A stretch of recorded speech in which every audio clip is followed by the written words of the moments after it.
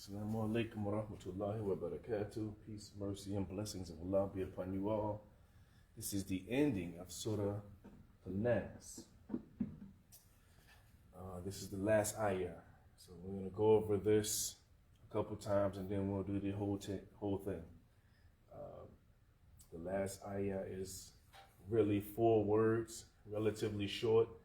Minnal jinnati wan nas. Minnal jinnati wan nas. It means from jinn and humanity, or from the jinn and from the humanity, more specifically. Again, it's minnal jinnati wan nas. Now these ayahs rhyme. Allah created them specifically with rhyme and rhythm.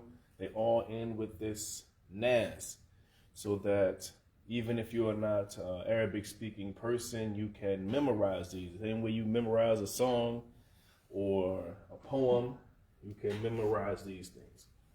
So let's go over the entire surah. A'udhu billahi minash shaitanir rajim.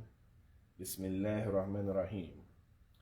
Qul a'udhu bi rabbin nas, malikin nas, ilahin nas, min sharril waswasil khannas, alladhi yuwaswasu fi sudurin nas, minal jinnati wan nas. The translation of that is, we say, I seek refuge with the Lord of mankind, the ruler of mankind, the God of mankind, from the evil of of the retreating whisperer, who whispers into the breast of mankind from jinn and humanity. So one other thing I wanted to add is just about jinn. Now, Muslims know this, obviously, so I'm talking to other Muslims, that it is very interesting, and it's always something that we probably should say. I know sometimes we may shy away from these things, but people don't understand the difference between shaitan and angels. And every time, or oftentimes, people talk to me about it, and I explain to them that shaitan is a jinn. They are amazed by this. Something sparks in their mind that intrigues them, because they don't understand how an angel can change to being something that is deceitful.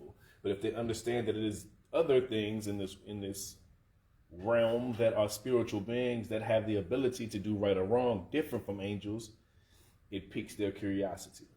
And they better understand the position of humanity, of shaitan, of jinn, and of angels, and of Allah. That Allah is not in opposition, or shaitan is not in opposition to the angel, but is in opposition to humanity.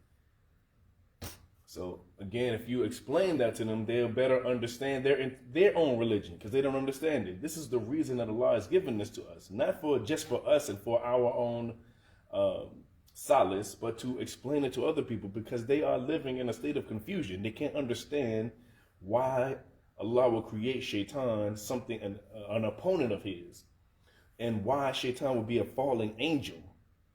That would mean that other angels are able to fall and able to persuade humanity to do and say bad things, when this is not the case. So if you explain this to other people, it may seem strange to them at first, but when it goes around into their mind, they realize that this is the truth, right? Some people, period, understand that there's something different than just a human being and the material selves, that there is a spirit within us, which means that there are other things that are immaterial in this universe, right? And the more they think into it, the more they delve into it, they realize the truth of these statements. So these things are not just for our own satisfaction, but it is also to correct and help those people who are in confusion. All right, brothers and sisters, assalamu alaikum wa rahmatullahi wa barakatuh.